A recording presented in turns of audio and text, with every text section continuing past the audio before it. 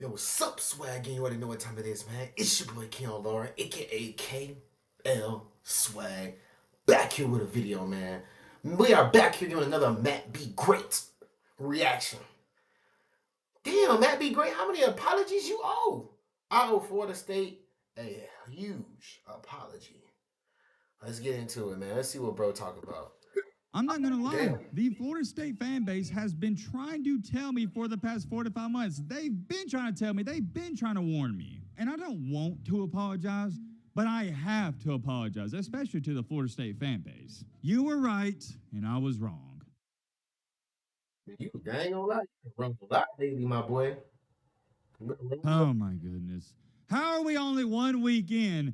But And Johnny, I'm who is making Johnny my third Wilson? apology video of the High season. school highlights? Last year was a very bad year for me, at least when it comes to picking the games. This is And what's high so school highlights. ironic about that is that in 2021, I couldn't miss. If you was around the channel in 2021, you know I was spot on the money. Everybody's like, dang, Matt needs to buy a lottery ticket with these predictions and this luck, or whatever you want to call it. You can label it luck. Doesn't matter. You get the point. Because that was the same year when Alabama wasn't looking good and they were in the SEC championship. I told people they weren't just going to beat Georgia. They were going to run away with the game, and that's what happened. And then after that, I said, you know what? I'm picking Georgia to beat. This is the first time I ever picked against Alabama. I picked Georgia to beat Alabama in the championship, and that happened too. And that's just the two predictions that come to my mind the most. Man, I mean, you know your team. You knew your team was gonna lose.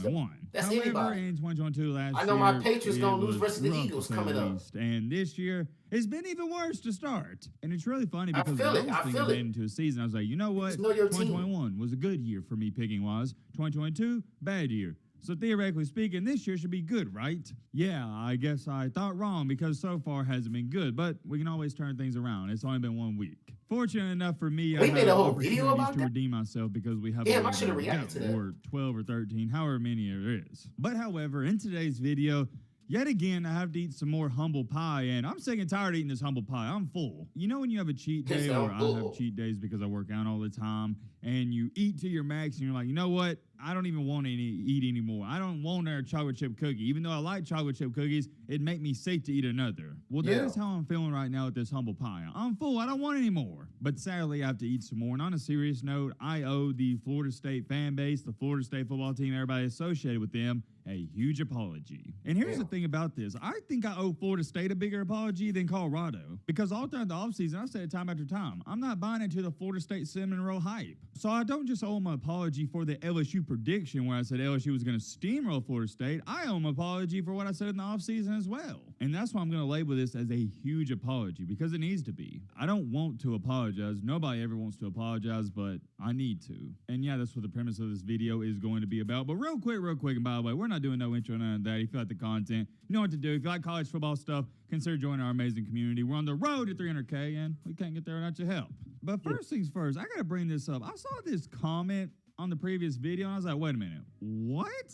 So dude right here writes a nice and simple and great comment. Yeah, I'm excited as well, Matt, because this was on a video where it was the week 1 recap. And in that video, I stated, to give you context, hey, I'm excited to be back. I'm excited to do the recaps. And he said, yeah, I'm excited for college football too. But then at the end of this, what caught my attention is he put hashtag Matt B. Ball. Nah, for real, you gotta cut your hair, my What boy. in the actual crap? Matt B. Bald? Like, Yep. no, this isn't a thing. That was a one-day thing. We're not making this something. I don't want to see anybody in the comment section ever putting hashtag Matt B. Bald. And what's blowing my mind even more about this, he did it like unironically. He did it casually. I don't even think he was trying to be funny. He put it on there like, remember in the old days on Instagram, this is how you really got girls back in the day. You put a hashtag TB, like for a TBH or like for a rate. That's what he did it like. He did it like a hashtag TBH, hashtag like Remember for a them rate. days. Man, that brought back some memories. Y'all youngsters don't know about them TBHs back in the What? day on Instagram. No, don't. Hey man, you throw up a TBH picture, you'd have 8 new girls you're talking to by that night. And I'd always write the same thing on every girl's picture. It'd be like, to be honest, you cool, don't know you seem chill, rate 7 Yep. or 8. Yeah, And oh then my boom, gosh, bada bing, you bada boom, you seem got a chill. number snap, and the rest is history. But anyways, Seem talking back in here, cool. no.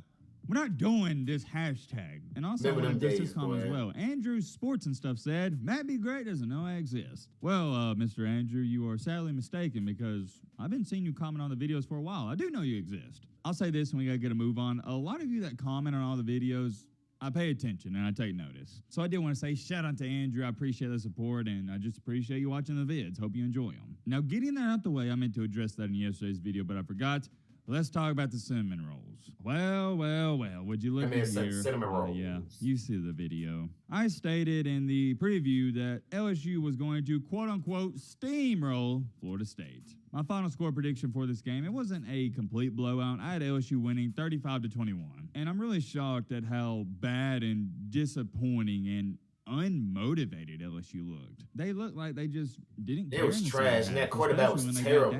I tell you this much, if I was an LSU fan, I'd be highly concerned about this football team. I'm not going to sit here and say I don't mind losing because I do, but what drives me crazy in life is when people quit, and LSU quit. And it was a good game in the first half, really good game. It was tied at halftime, but second half, it was all cinnamon rolls. First things first, I want to start with this. In the preview, I told you to watch out for two players on both of these teams. Number one, Harold Perkins, the defensive superstar for LSU, and I don't want to say he played atrocious, but he was sort of a non-factor. And on the flip side of the ball for Florida State, I said, watch out for Johnny Wilson. And although Johnny Wilson, he had his drops and people are going to clown him for that, man, he still had a decent game. I showed you guys this in my live reaction. I'll pop it up right here. But Johnny Wilson and Keon Coleman, we'll talk about him in just a second, had 16 catches for 226 yards. Damn. Jordan Travis, Keon Coleman, and Johnny Wilson, that was pretty much what diced up LSU's defense. Damn. I don't want to say that Florida State's rushing attack wasn't all there, but they didn't have a rush for over 50 yards, and they only tallied up 135 total yards. But all in all, and for the vast majority of the game, what killed LSU was Keon Coleman and Jordan Travis. Jordan Travis couldn't play too much better, 23 for 31, 340 yards through the air, 4 tutties to only 1 INT, which it was a bad interception, and he really should have had 2, but who cares? Played good, won the game, and he had a QBR 94.7.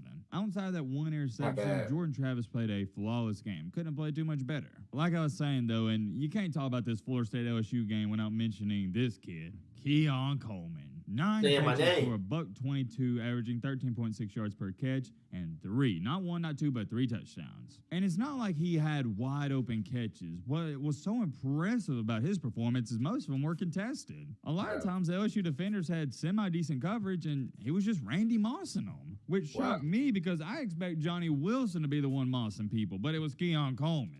I may be overreacting here, but Keon Coleman might be the second best wide receiver in this up-and-coming draft behind Marvin Harrison Jr. He's got size, he's got speed, he's got athletic ability, and he's got great hands and pretty good football. You know that. I love me some Keon Coleman. I could rave about him for the next 10 minutes, but I think you get the point. And I could sit up here for the next 6 minutes and tell you how good Jordan Travis looked, how good the wide receivers looked, but the numbers speak for themselves. They scored 45 points. But, and I have a really big but, here's the important part about all this. Not only did Florida State score 45 points, they put up 45 against a real, I don't know, should I say really good? It's hard to say that after the game, but heading into the season, most people thought this LSU defense was really good. Most people thought this LSU football team was a national championship contender. And Florida State went out there and put up dang near half 100 on them. So hear me out. Before the game, everybody's like, man, LSU's got a ferocious defense this year, and Florida State hangs up nearly half 100.